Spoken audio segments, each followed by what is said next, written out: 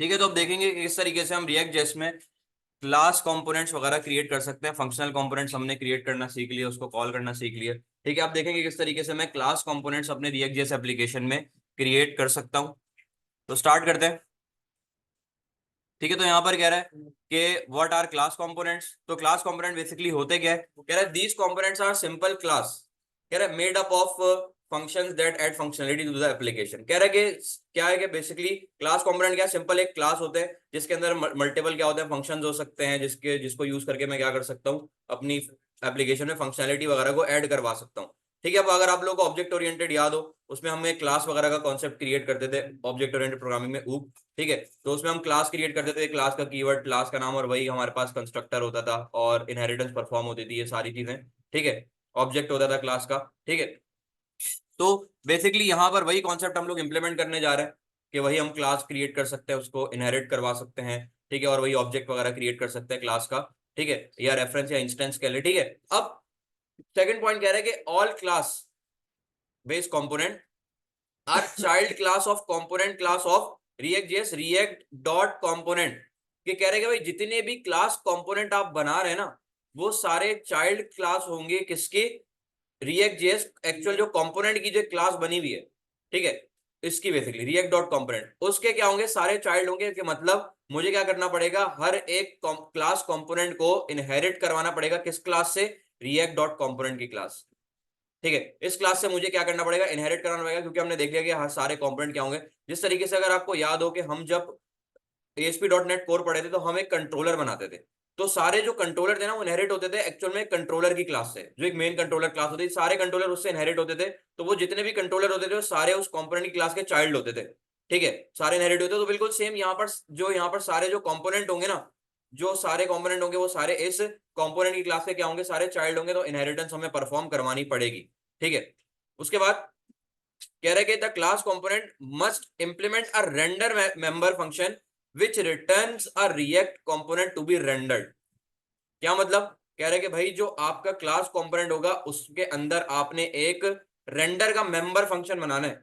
अब member function का क्या मतलब है कि वो जो रेंडर का जो मेथड है ना, वो उसी क्लास के अंदर बनेगा। कि मतलब अगर मैं क्लास के अंदर कोई वेरिएबल बनाता हूं तो मेंबर वेरिएबल कहलाएगा। ठीक है, अगर मैं कोई क्लास में फॉर एग्जांपल मैं कोई फंक्शन क्रिएट कर रहा हूँ या मेथड क्रिएट कर रहा हूँ, तो वो क्या कहलाएगा, मेंबर फंक्शन यहाँ पे उस क्लास का कहलाएगा।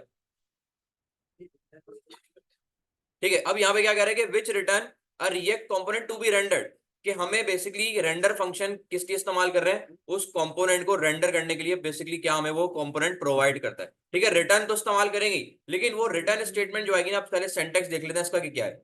तो यहाँ देखें, क्लास कंपोनेंट बनाने का जो सेंटेक्स है वो ये है कि सबसे पहले क्लास का कीवर्ड आएगा, उसके बाद आपके कंपोनेंट का नाम, ये होम क्या है, मेरे कंपोनेंट का नाम है, और ये एक्सटेंड्स का क्या काम है, इनहेरिटेंस को परफॉर्म करना। ठीक है, हम क्या करते थे डॉट नेट में, किस तरीके से करते थे, कॉलन लगा के करते थे, लेकिन अभी हमने डार्ट देखा, डार्ट प्रोग्रामिंग लैंग्वेज में देखा, तो हमने एक्सटेंड का कीवर्ड इस्तेमाल किया था इनहेरिटेंस को परफॉर्म करने के लिए। तो ये मेरे पास हो गया रिएक्ट डॉट कंपोनेंट। ठीक है, यही वो क्लास है कि जो पेरेंट क्लास होगी, और ये जो मेरे पास क्या है, होम है, वो चाइल्ड क्लास है। कि मतलब रिएक्ट डॉट कंपोनेंट क्या हुआ कि बेस क्लास, और ये क्या हुआ, ड्राइव क्लास। ठीक है, इससे मुझे सारे कंपोनेंट को क्या करना पड़ेगा। ठीक है, लेकिन सिर्फ क्लास बेस्ड कंपोनेंट की बात कर रहा हूँ, फंक्शनल बेस्ड कंपोनेंट की बात नहीं कर रहा हूँ। जितनी भी क्लास बेस्ड कंपोनेंट या क्लास कंपोनेंट आप बना रहे हैं, उनको आपने इनहेरिट करवाना पड़ेगा इस वाली पेरेंट क्लास से।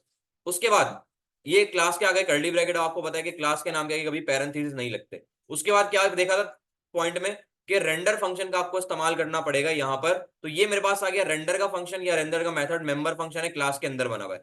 ठीक है, और उस रेंडर मेथड के अंदर आपको क्या करना है, रिटर्न स्टेटमेंट यहाँ पर इस्तेमाल करनी है। अब रिटर्न आप सिंगल करवाना चाहे, डबल करवाना चाहे, ठीक है, मल्टीपल करवाना चाहे। ठीक है, तो यहाँ पर अगर क्या इस्तेमाल कर लेंगे, अगर मल्टीपल होगा तो फ्रेगमेंट का इस्तेमाल करेंगे, वरना आप सिंगल के लिए आपको फ्रेगमेंट की जरूरत नहीं पड़ती। ठीक है, तो और इसको एक्सपोर्ट करवाने का तरीका बिल्कुल वही है, एक्सपोर्ट और कॉल करवाने का तरीका बिल्कुल सेम है। नेम्ड एक्सपोर्ट करवाएं या डिफॉल्ट एक्सपोर्ट करवाएं, कॉल उसके टैग से ही होगा, टैग लगाकर होगा। ठीक है, और इंपोर्ट कराने का तरीका बिल्कुल सेम है। तो एक जरा बनाकर देख लेते हैं। क्लास कंपोनेंट प्रोजेक्ट में ऑलरेडी क्रिएट कर चुका हूं, ब्राउजर में भी प्रोजेक्ट एग्जीक्यूट अपना करवा चुका हूं। तो अब सबसे पहले करना क्या है कि मैं क्या करूंगा, अपने एसआरसी के फोल्डर के अंदर आकर एक होम डॉट जेएसएक्स के नाम के फाइल क्रिएट करूंगा। तो मैंने यहां पर आकर कर ली होम डॉट जेएसएक्स। ठीक है, और अब क्या करना है कि यहां पर मुझे क्लास कंपोनेंट क्रिएट करना है। ठीक है, अब हमने देखा था कि इस तरीके से मैं शॉर्ट हैंड को इस्तेमाल करके फंक्शनल कंपोनेंट क्रिएट कर सकता हूं, या एरो फंक्शन के थ्रू भी क्रिएट कर सकते हैं। ठीक है, फंक्शनल कंपोनेंट ये एक ट्रेडिशनल फंक्शन जो इस्तेमाल करते हैं। तो सबसे पहले तो यहां पर आकर मैं क्या करता हूं, मैं लिखूंगा RCC। ठीक है, तो क्या कह रहा है, ठीक है, रिएक्ट क्लास कंपोनेंट। ठीक है, मैंने यहां पर अगर लिखा था RFC तो कह रहा था फंक्शनल कंपोनेंट, तो यहां पर F रिप्रेजेंट कर रहा था फंक्शनल को, C रिप्रेजेंट कर रहा है क्लास को। ठीक है, एंटर की प्रेस करता हूं, तो यहां पर देख सकते हैं कि उसने मुझे, अच्छा ये अभी फिलहाल इसको इग्नोर करें, एक्सपोर्ट डिफॉल्ट ये जो मेरे पास लिखा हुआ है इसको मैं यहाँ पे भी एक्सपोर्ट करवा सकता हूँ। ठीक है, अब यहां पर उसने मुझे क्या बनाकर दे दिया, एक क्लास कंपोनेंट क्रिएट करके दे दिया, और होम नाम का, जो कि एक्सटेंड किसको कर रहा है, अच्छा मैंने यहां पर बात की थी कि मैं रखूंगा यहां पर रिएक्ट डॉट कॉम्पोनेंट, लेकिन ये यहां पर उसने मुझे सिर्फ लिख कर दिया कंपोनेंट।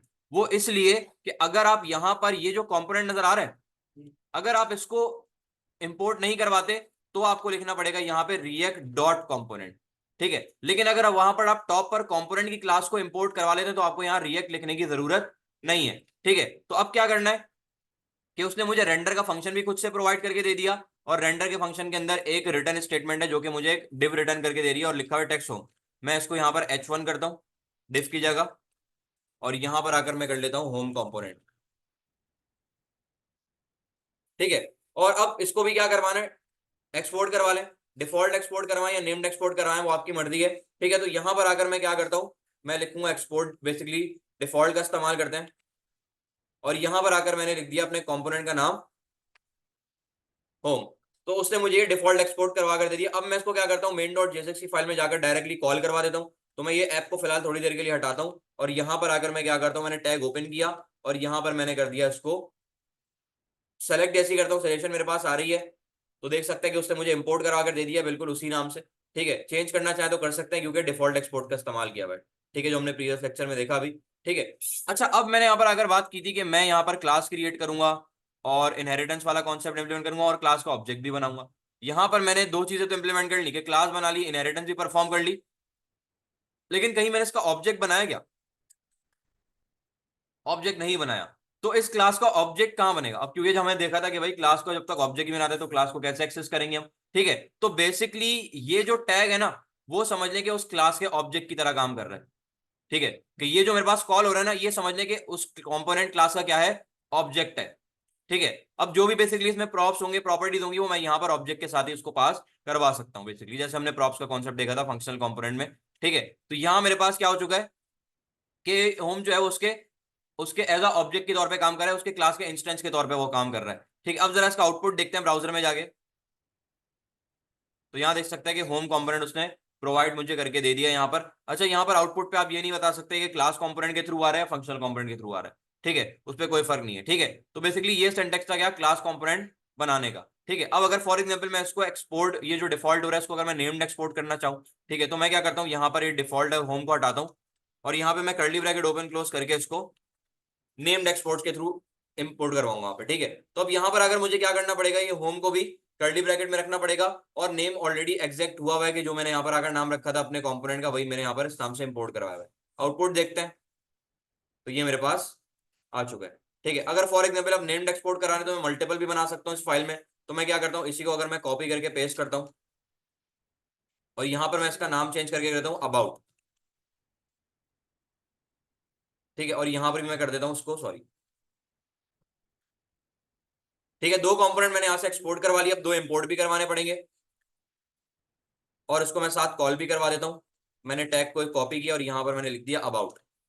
ठीक है, अब जरा क्या करता हूं मैं इसको, तो यहां देख सकते हैं कि दोनों कंपोनेंट उसने मुझे, क्लास कंपोनेंट दोनों उसने मुझे यहां पर आकर प्रोवाइड करके दे दिए। ठीक है, तो उस तरीके से क्या कर सकते हैं आप लोग, यहाँ पर क्लास कंपोनेंट इस तरीके से क्रिएट करवा सकते हैं बेसिक है। अगर फॉर एग्जांपल कोई मेरे पास ऐसा क्लास कंपोनेंट जो कि मल्टीपल स्टेटमेंट को रिटर्न कर रहा हो, multiple expression JSX expression return कर रहा हो, अभी दोनों कंपोनेंट एक एक एचटीएमएल रिटर्न कर रहे हैं, मतलब एक एक हेडिंग रिटर्न कर रहे हैं, तो मैं क्या करता हूँ कि मेरा जो होम कंपोनेंट है ना, मैं क्या करता हूँ कि यहाँ पर बना लेता हूँ फॉर एग्जाम्पल एक और H1, और मैंने यहां पर आकर कर दिया फॉर एग्जाम्पल क्लास कंपोनेंट। ठीक है, अब मैं क्या कर चुका हूं कि यहां पर मुझे मल्टीपल एक्सप्रेशन रिटर्न करनी है, तो मुझे क्या करना पड़ेगा, दोनों एक्सप्रेशन को फ्रेगमेंट में रखना पड़ेगा। तो मैंने यहां से फ्रेगमेंट को ओपन किया टैग, और इसके बाद मैं कर दूंगा इसको क्लोज। ठीक है, और कुछ भी चेंजेस करने की फिलहाल जरूरत नहीं है। ठीक है, ब्यूटीफाई करने के लिए मैं यहाँ पर ऑल्ट शिफ्ट और F प्रेस करता हूँ, तो कोड का जो अलाइनमेंट है वो खुद से सेट करके दे देगा।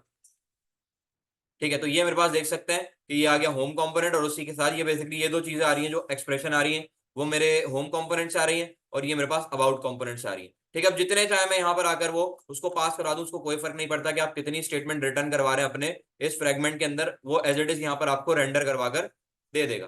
ठीक है, तो ऐसे आप क्या कर सकते हैं, क्लास कंपोनेंट्स वगैरह अपने रिएक्ट जेएस एप्लीकेशन में क्रिएट करवा सकते हैं। ठीक है सर, पहले जो इस्तेमाल होते थे हमने ये देखा था कंपोनेंट्स के इंट्रोडक्शन में कि 16.8 वर्जन से पहले रिएक्ट के जो इस्तेमाल हुए जाते थे वो क्लास कंपोनेंट ही इस्तेमाल किए जाते हैं, मतलब इस तरीके से।